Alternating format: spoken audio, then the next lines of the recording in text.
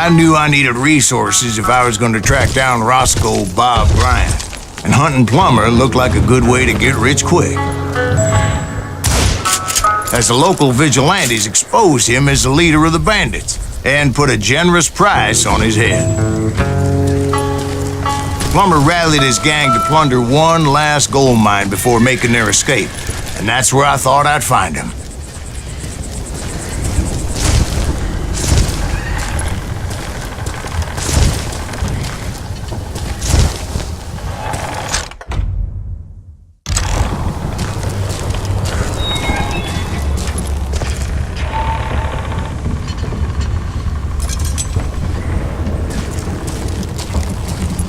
It makes me nervous standing so close to all these goddamn barrels of gunpowder. Why would you be nervous?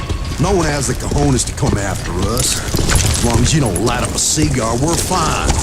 Besides, George is up there on the rocks with that rifle of his. Nothing gets past him.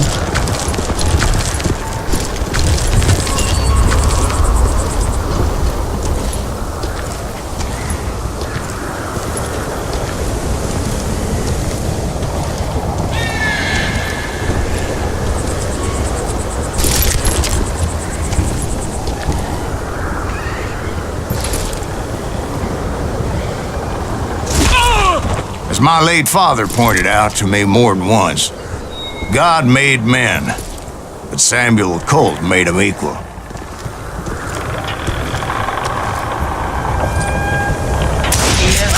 Who the hell is that then? Don't let him get us! Shut up!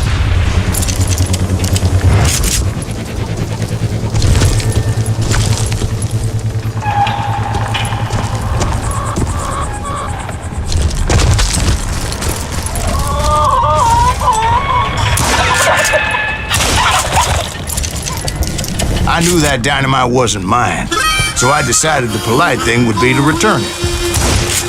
It was the biggest gold rush since Sutter's Mill in '48. Unfortunately, prospectors weren't the only ones drawn to those riches. There were thieves and killers, robbing travelers and hijacking gold shipments. Like those that ran with Plummer. Some were just regular folks I knew from town, drawn by greed and easy pickings. Charlie Crow, the blacksmith. James, who worked in the stable. Sam and Jeremiah Barber, the butcher's sons.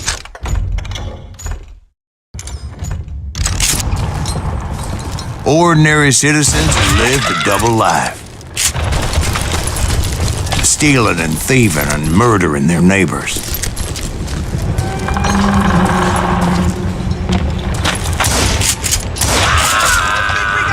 Of course, the rest were veterans of the Civil War. Stone-cold killers trained on the bloody fields of Shiloh and Antietam. Plummer had a lot of men on his payroll.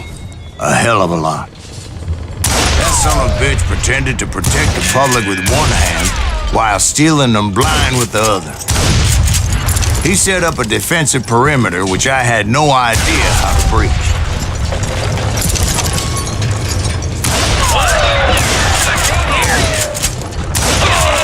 Dangerous, desperate individuals. Put that moron out of here. I was outnumbered and in way over my head, but I was too damn stubborn and stupid to realize it. They must have thought I was touched. Or had some kind of death wish, seeing as there were barrels of gunpowder everywhere. Watch out for the goddamn gunpowder! One stray bullet, one stray spark, and I'd be blown to hell and gone. Did I have any second thoughts about what I was doing? I thought I was some kind of hero.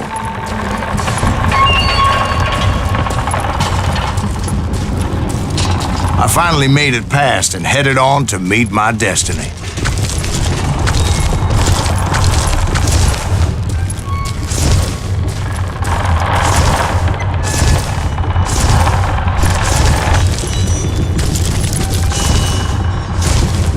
But first, I had something I needed to figure out. I had a few ideas on how to get into that mine, But once I made my decision, I knew there was no turning back. So my first thought was to enter the nearest mine portal. I saw an entrance. Made sense. It was the quickest way in, but that also made it more dangerous, as there would undoubtedly be enemy pickets posted along the way. You can't hide forever!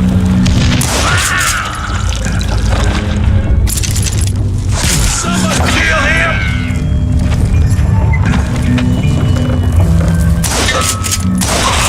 Okay, now you're really pissing me off. Get out here!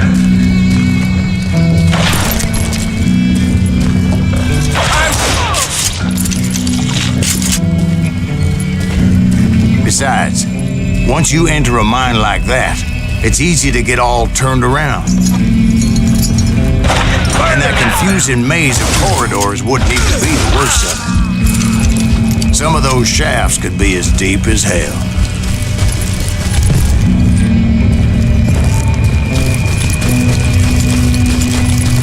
I'm ending you! Ah!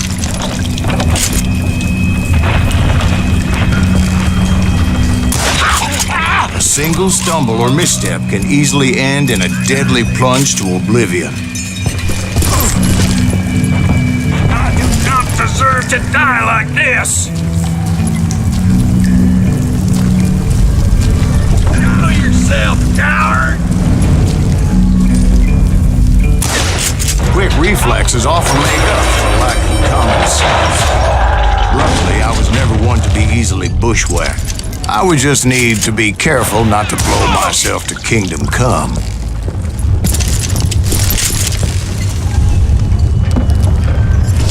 Surprise! With all that gunpowder and dynamite everywhere, a body has to know what he's shooting at. You can't hide forever! All it takes is one tiny spark, and boom.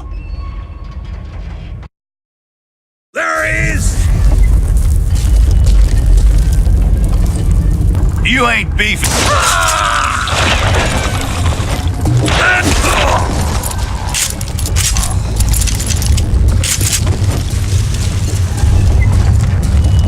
One wrong bullet could have turned that mine into a dad-blasted tube.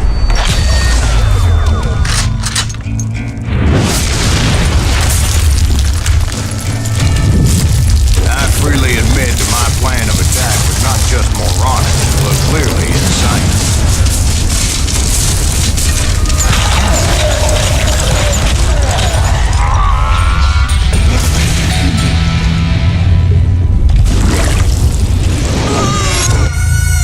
It's a good thing that I abandoned that ridiculous plan before I even tried it.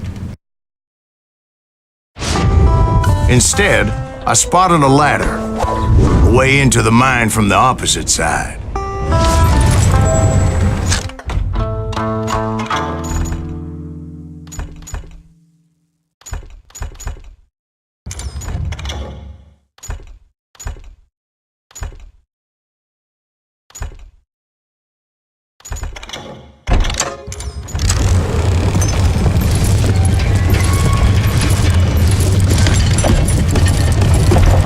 It was a long way around, but that approach seemed more sensible at the time. Of course, being I had a problem with heights, that scaffolding scared the bejesus out of me. Climbing down that ladder required some caution, because even though I had a younger man's reflexes, no man can dodge a damn bullet while climbing down a rickety ladder. I was determined not to give up, however, as Sheriff Plummer seemed quite the despicable character. When the vigilantes discovered what the sheriff was up to, people were outraged. That 10,000 they put on his head would go a long way to helping me find old Bob. And I had made it my mission to settle that score come hell or high water. Time to blow your shit up!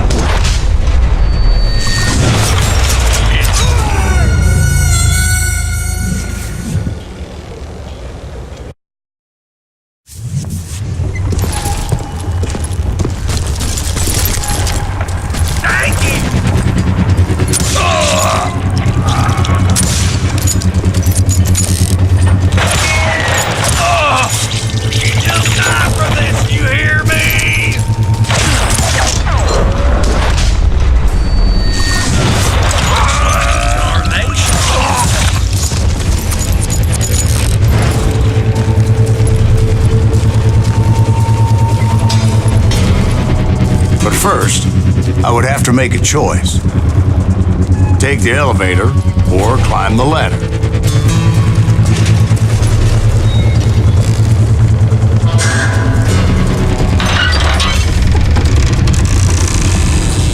I picked the more convenient and more dangerous route.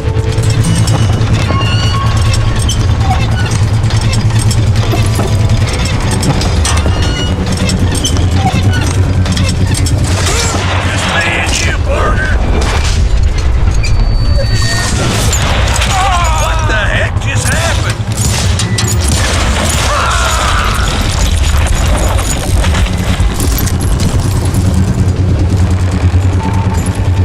Plummer was a mad dog killer, and the people of Nevada City deserve better.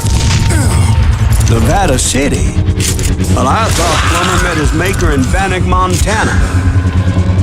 Right, well, he was the sheriff of both places at one time or another, but that's neither here nor there. The point was, taking him down would save a lot of lives, including my own.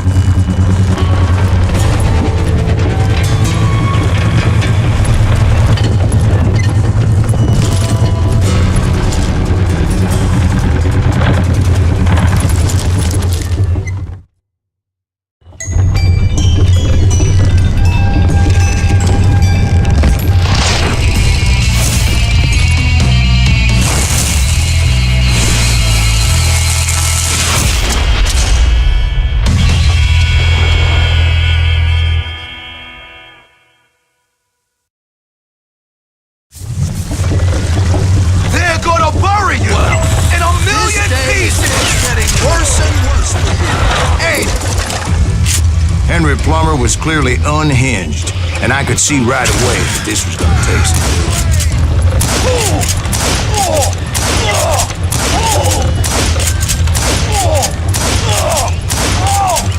They're gonna bury you in a million pieces! I don't think that's for the circus!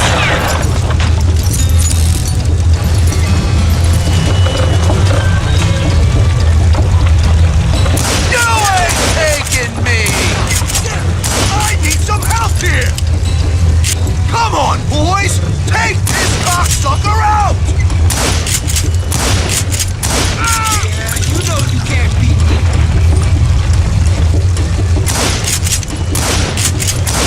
Brother!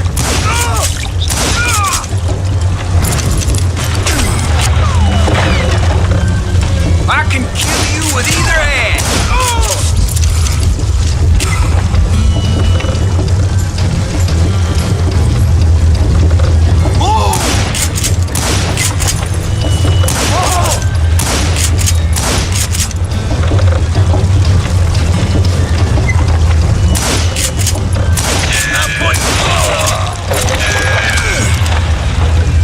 This is gonna hurt!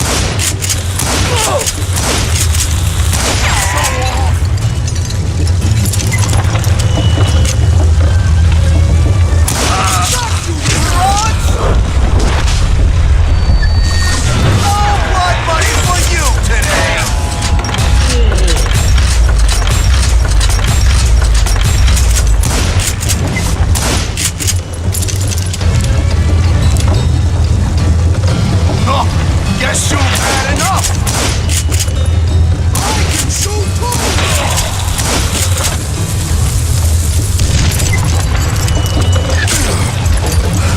Like that! I'm going full medieval on your ass!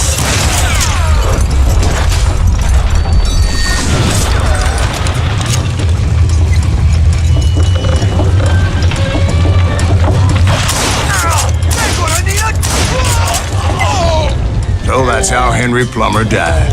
Him and his crew were worth their weight in gold. And now, I was officially a bounty hunter.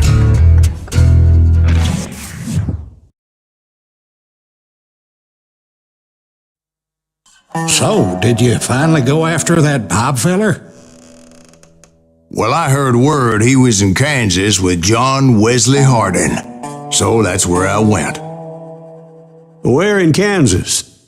Abilene. Why do you ask, Ben? No reason. Was Hardin as fast as Ringo? Ringo was fast, but John Wesley was as fast as the devil himself.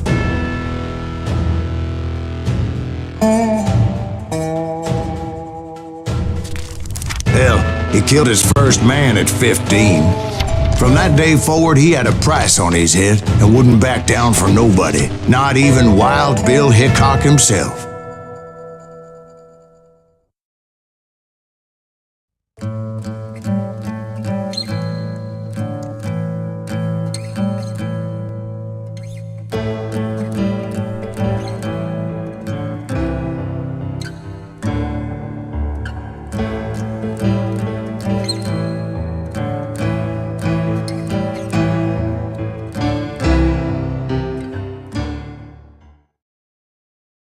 I dodged death many a time, and that night in Abilene was no different.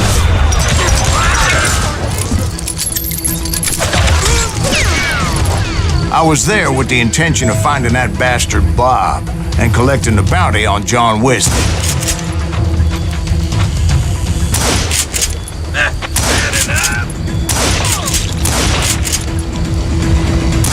There he is!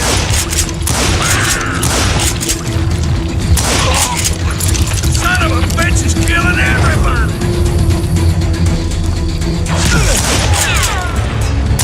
Die already!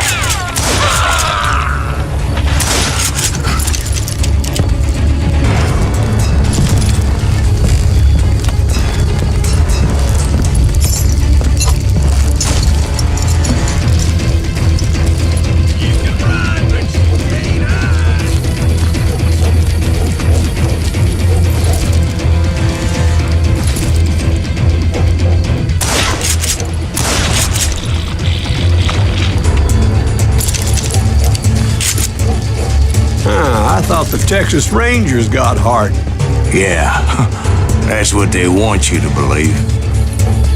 It was cold and a witch's tit and a brass bra that night as I fought my way past his loyal compadres to the very same saloon we're sitting in today.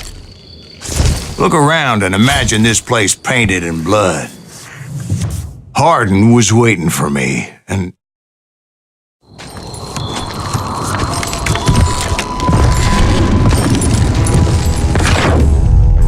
wait, I'm jumping the gun here. Let me back up and give you some background on this sumbitch. He deserves that much. Don't you think so, Ben? John Wesley Hardin was a killer. By the end, he confessed to taking the lives of 42 men. Fathers and husbands, brothers and sons, men with families who cared about them.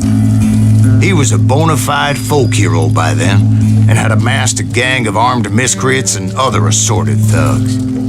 He and his men set up camp outside of town, and I was hoping Bob was among them.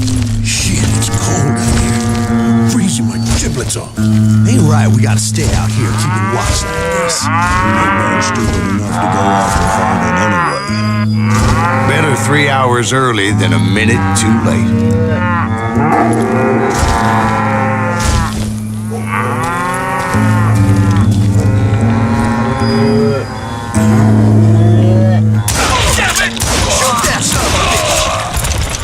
They didn't ask why I was there. They knew. As most of them were wanted as well. I figured Hardin was here somewhere, but to get to him, I'd have to get past his gun hands. And that was easier said than done, as most of them were as foolish and full of bravado as I was. I had to spill a lot of blood to find out Hardin wasn't in that camp. He was carousing in town with his closest friends. Hardin's boys apparently didn't want me to reach the Bull's Head. Some were hightailing it into town to inform their FA of my unwelcomed presence. Stop that sumbitch! Let the boys know we got another law dog. You can't hide from me.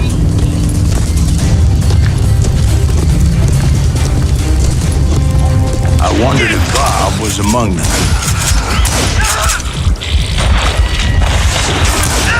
You rule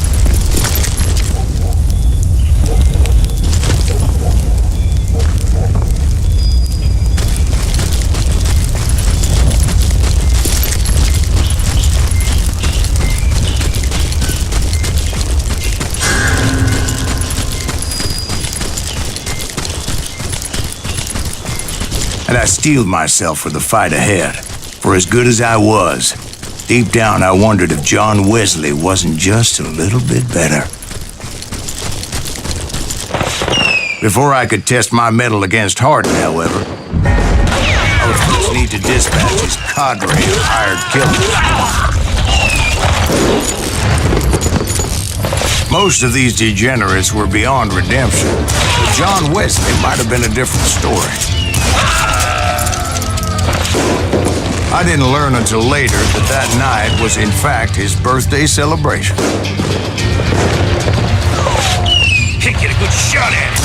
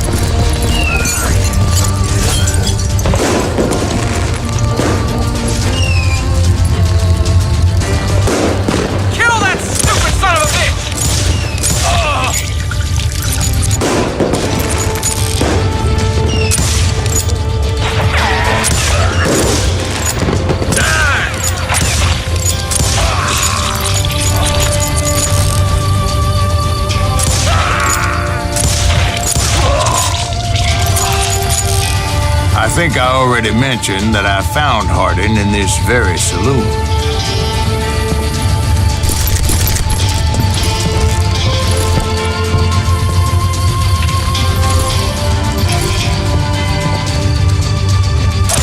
Suffice it to say, nobody there was happy to see me.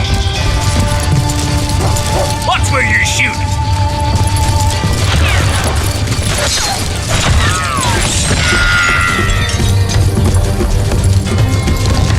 There he is! That's right! Run!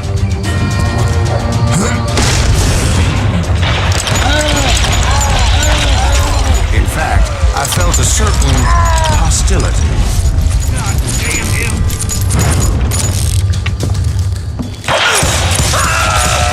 I'm gonna make you pay for that!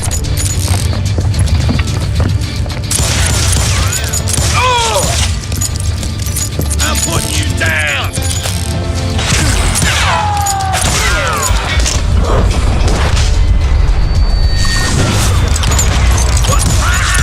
I was disappointed that neither Bob nor John Wesley were among the dead. But that was short-lived, as a moment later I was facing down the fastest gun in the West.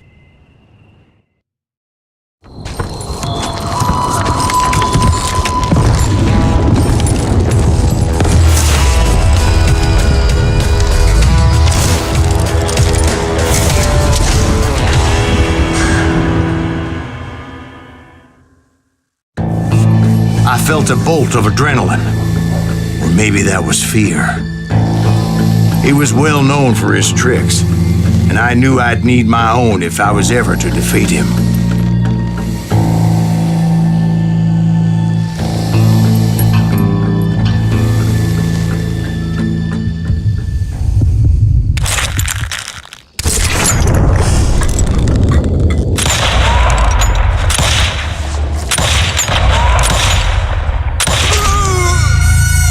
No, wait! He didn't hit me then. I'm sure of it.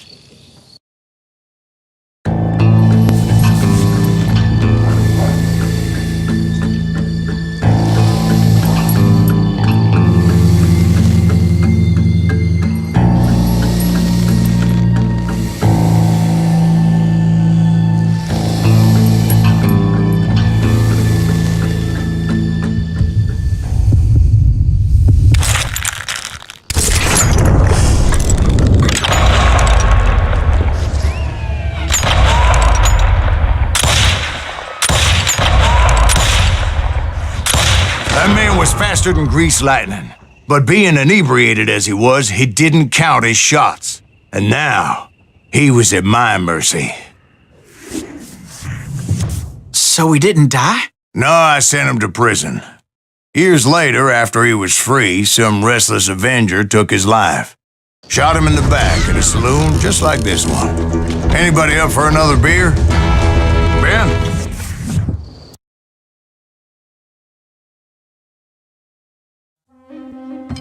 Thank you, darling.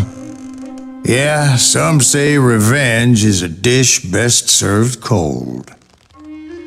So whatever happened to that Bob guy you were after? Personally, I'd like to hear some of your other adventures.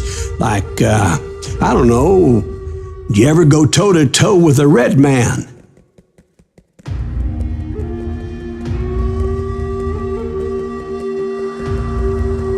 Yes, I did, Ben. I remember once I was after this renegade Apache, Grey Wolf. Strangely enough, revenge was also his primary motivation.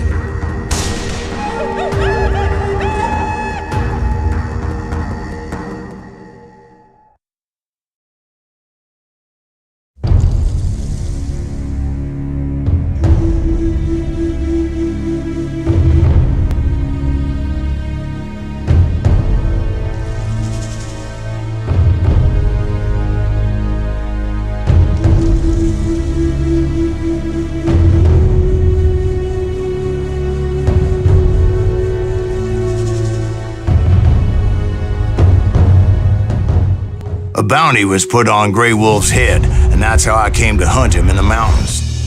Mountains so high they tickled the nether regions of heaven.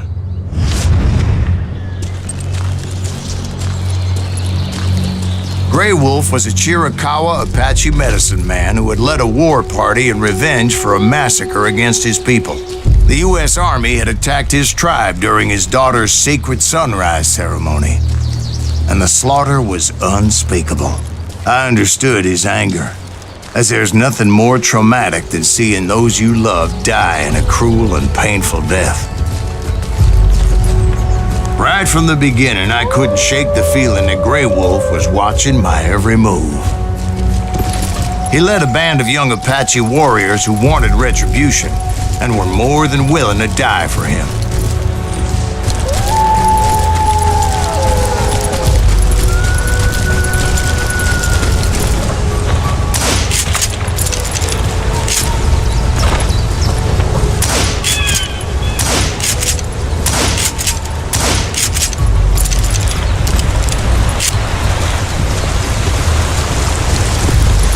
They saw me before I saw them.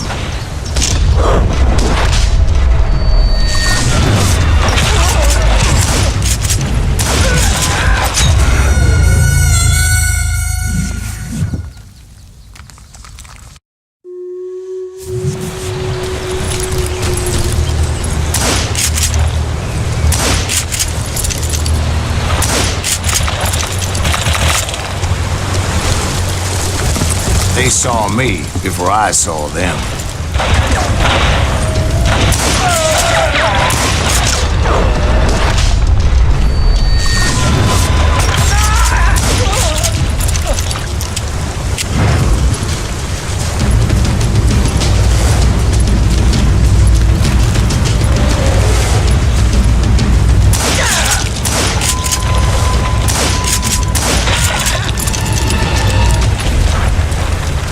And it crossed my mind that maybe this wasn't such a good idea. But now that the shooting had started, there was no backing down.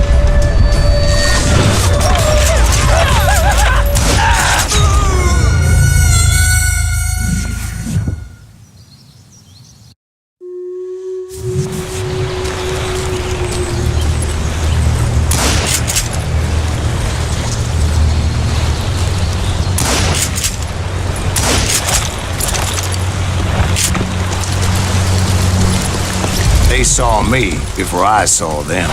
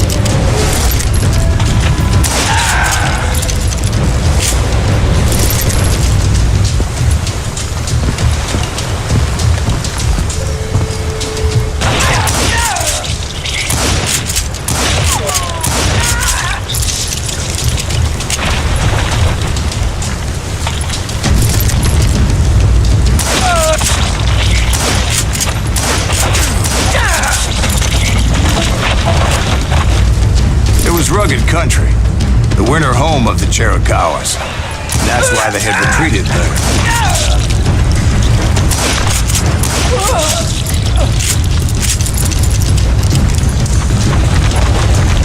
I admit to having some regrets about going after them the way I did. But then again, I got a lot of those.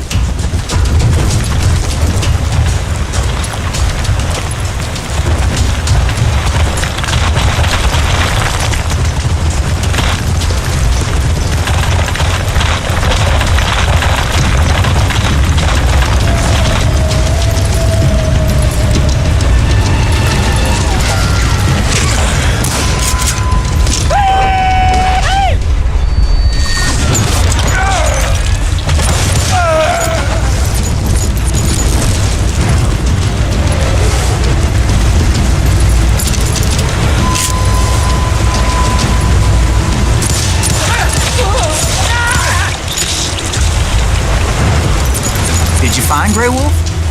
Not at that moment, but I did find the entrance to their hideout.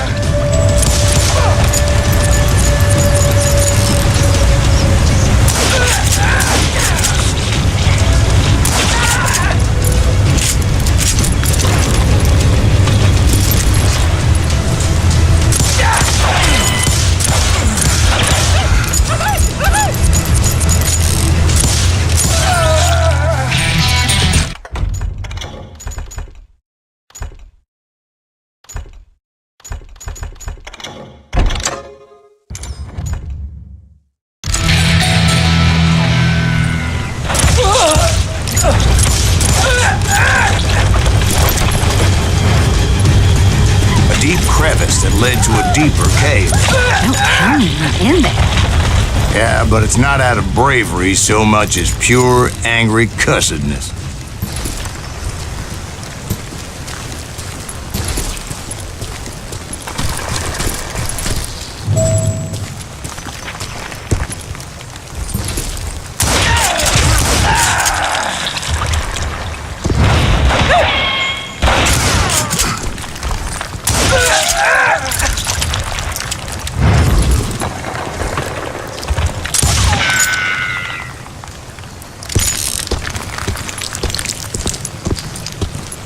See, back then, I had a stubborn streak a mile wide, and I wasn't about to back down. So it was like pitch black in there? Actually, it was pretty well lit, as they had torches on the walls.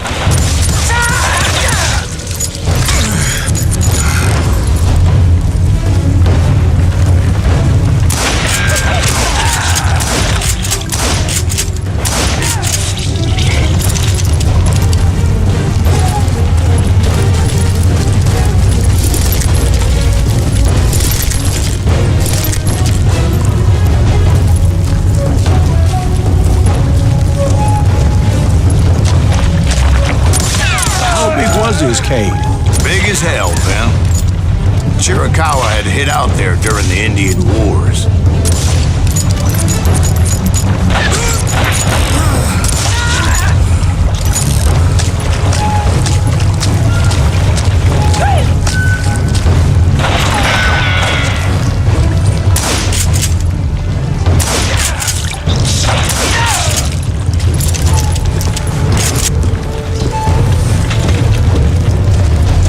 They thought it was haunted with the ghosts of those murdered by the horse soldiers. The cave was haunted with dead Indian ghosts? To be honest, I was more concerned with the live ones than the dead ones.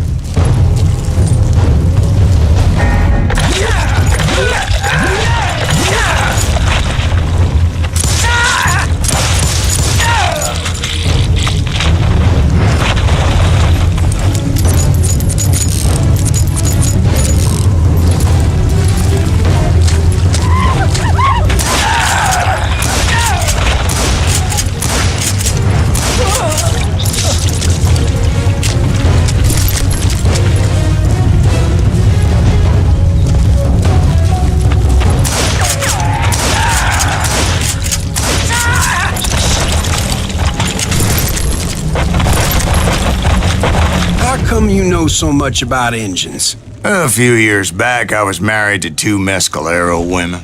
At the same time? Yeah, they were sisters. Polygyny is traditional among the Mescalero. So what happened? Oh, I had to get out of there. Those girls never shut up. Both of them nagging at me all the time. Drove me half crazy. Haven't seen them since. No, I mean, what happened with Grey Wolf? Oh, well, I pursued him into the Cave of Death.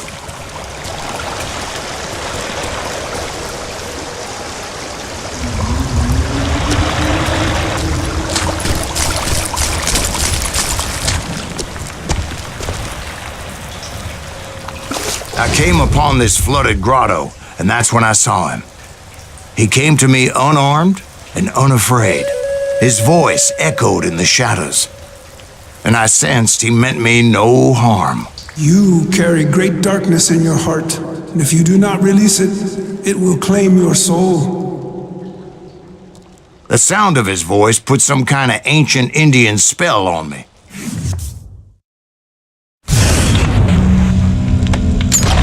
As his story unfolded in my mind, you will come to this place again and kill many more men, and the darkness will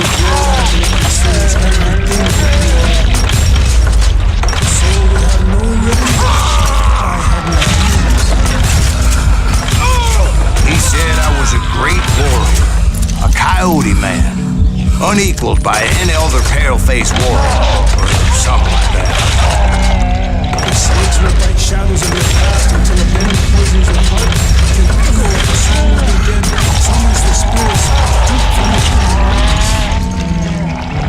I didn't quite get what he was saying, but there was definitely snakes.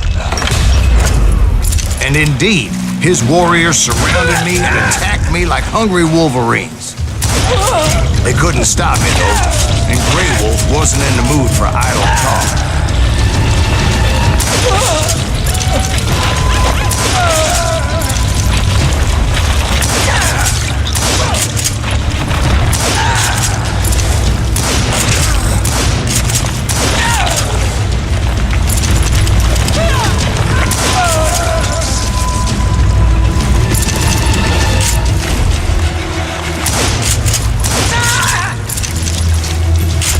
I swear I couldn't see any way out of this trap. But suddenly, one just appeared. Kind of like a miracle.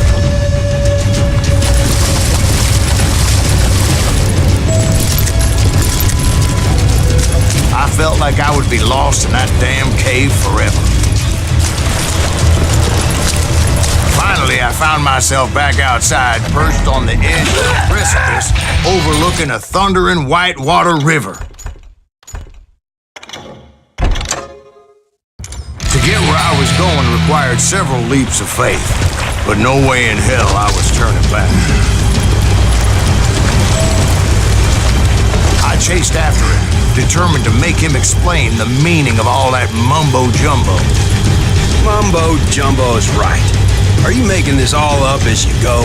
A few details may be fuzzy, brother, but I am relating exactly what happened to me. There were dozens of Apache warriors aiming at me from on high. Dozens? Well, maybe not dozens, but there was a lot of them. At least 3 or 4. Well, more than that, little lady.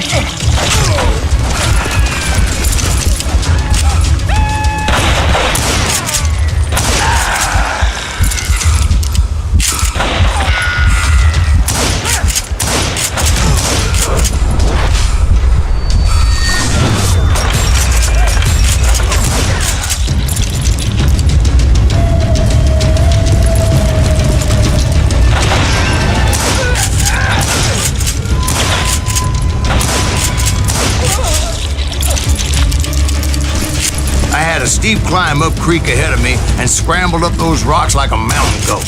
I was determined to locate Grey Wolf and find out exactly what the hell he was trying to tell me.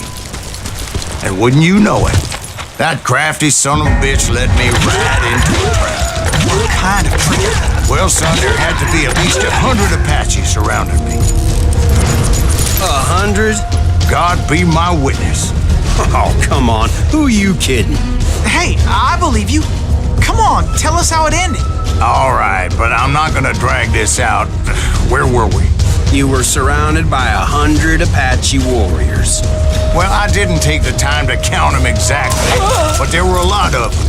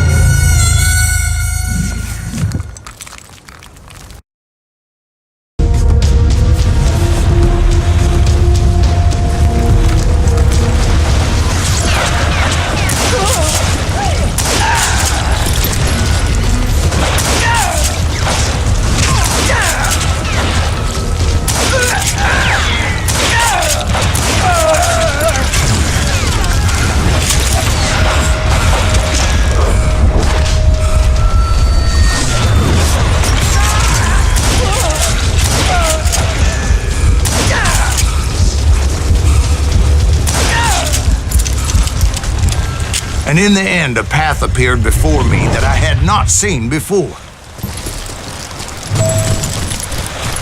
I followed it as I desperately needed to find out what Grey Wolf was trying to tell me. But it was like that son of a bitch disappeared into thin air.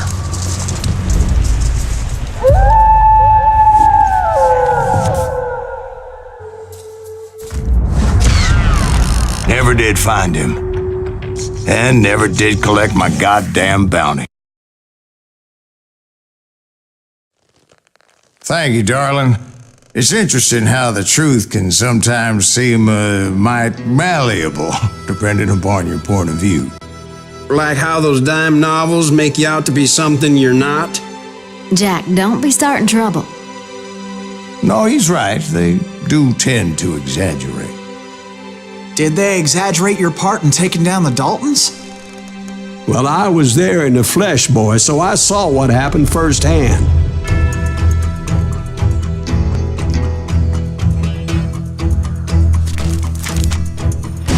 Those Daltons were lawmen once, before they all went bad, robbing banks and trains clear across the territory. Until Coffeeville, of course. I was one of the citizens who took up arms that day. Fighting on the side of right? I did my best, sir. We all did.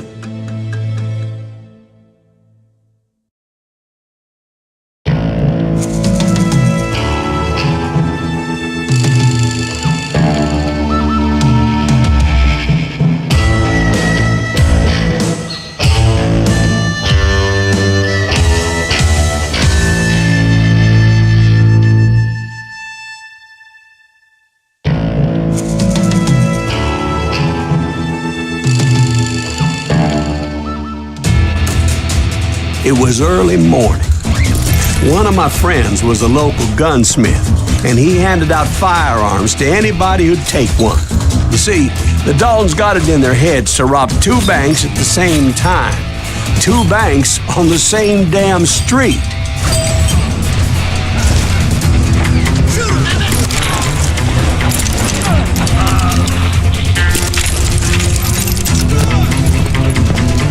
Story was Bob Dalton's girl was always riding him about how he had no ambition. Oh, you're nobody next to Jesse James, she'd say. Finally, the bastard took his brothers to Coffeeville just to shut her up. Well, the locals recognized the Daltons right off. Hey, we gotta be before they could get away. Half the town took up arms to defend their property.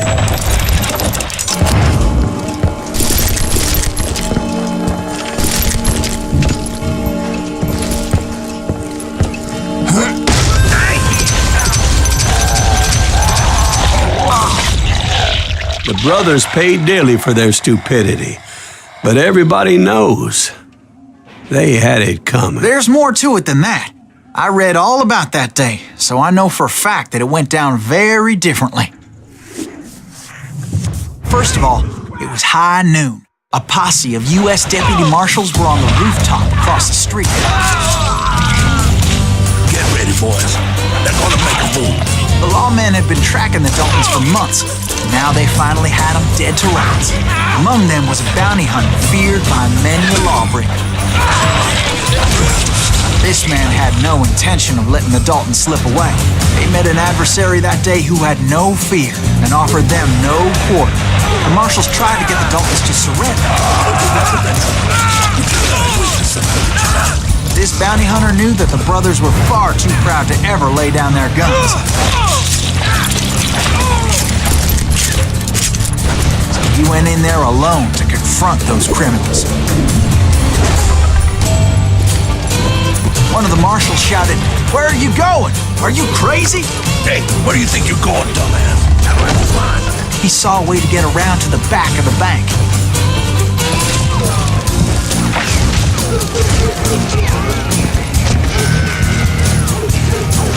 Then he figured out how to hit the Daltons from a direction they weren't expecting.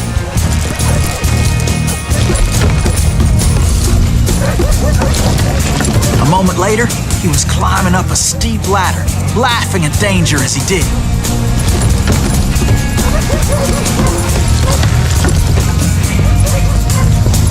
It was brave men like him who risked their lives to tame this wild country.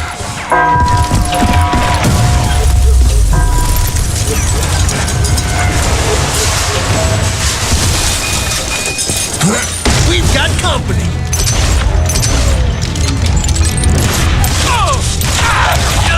Heroic men like him did what other men couldn't or wouldn't to make this country free.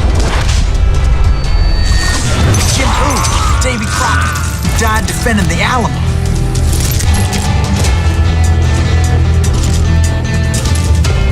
Is that Silas Green? Son of a bitch! Rule the day.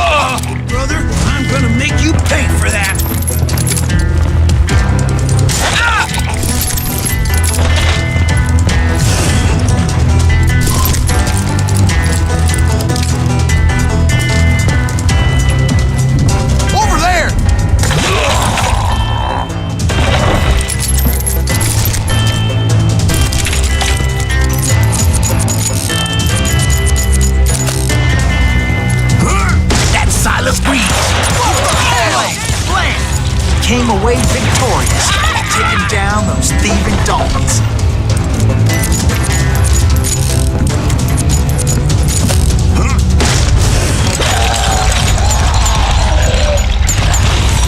His name was Silas Greaves, and when the dust finally settled, he was the last man standing. Sorry, kid, but that just wasn't the way it happened.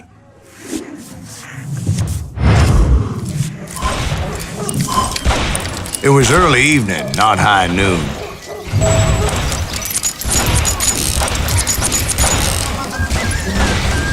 I was late to the party and Coffeyville was already up in arms. The Daltons blew up a safe and were all set to hightail it out of there. Those pathetic deputies surrounding the bank were dropping like flies.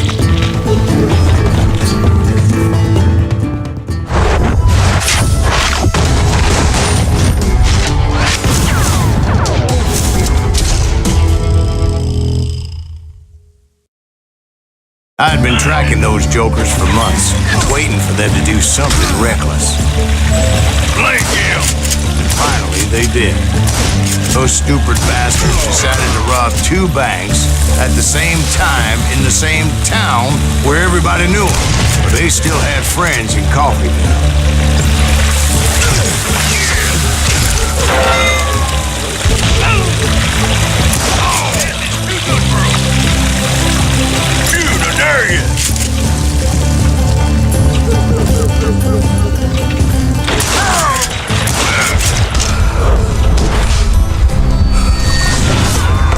Why is that dumbass so hard to hit?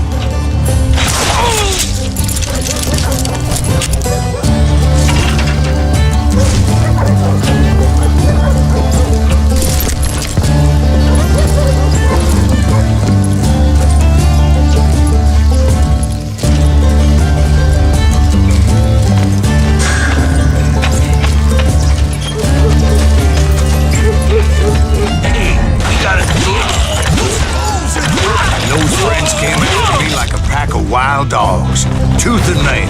They were coming at me from all directions.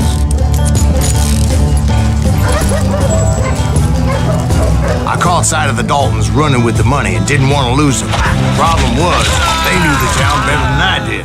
And to top it off, I found myself in the middle of another shootout and Did the Daltons hole up in somebody's house? No, it was the Smiths. They were cousins of the Daltons. And they were shooting at the Browns, who were shooting at the Daltons. Which wasn't any surprise, because those 2 families have been feuding forever.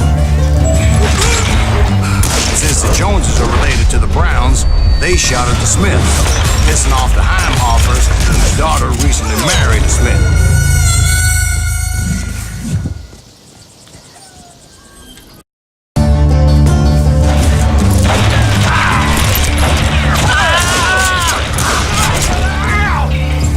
Those boys! They ain't getting away with this!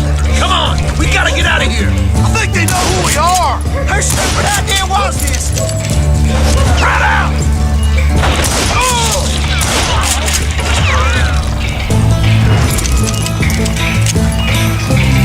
Well, bullets were flying every which way as all the old feuds in Kansas caught fire all at once. There was a hell of a lot of pissed off people in Coffeeville. But that's just the way life is sometimes. Shit happens. I ain't dead yet!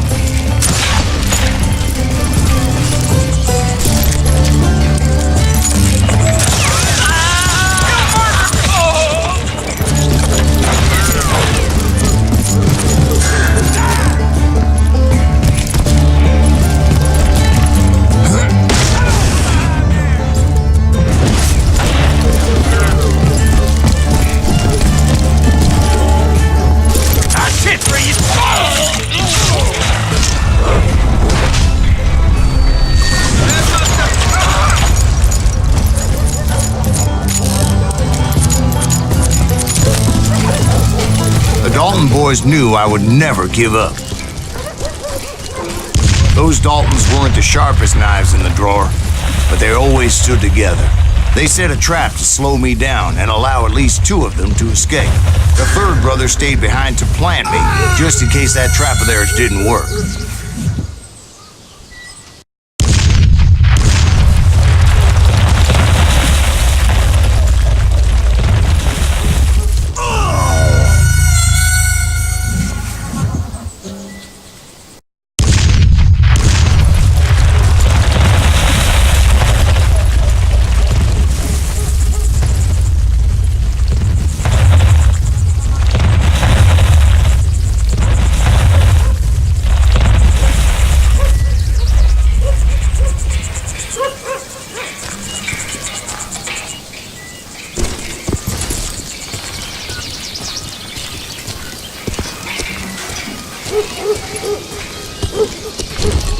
It was Emmett, the youngest, and he decided to stand his ground and face me down. I ain't afraid of you, Silas Greaves. This is where it ends for you.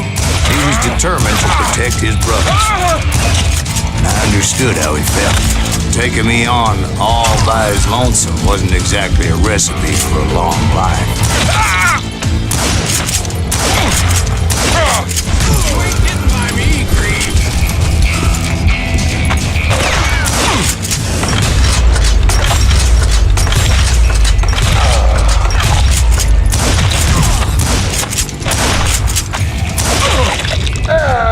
But Emmett Dalton survived the robbery in Coffeyville. He's the only Dalton who did. They say he was shot 23 times. Well, Dwight, who do you think put all those damn holes in him? But I have to admit, that boy had grit.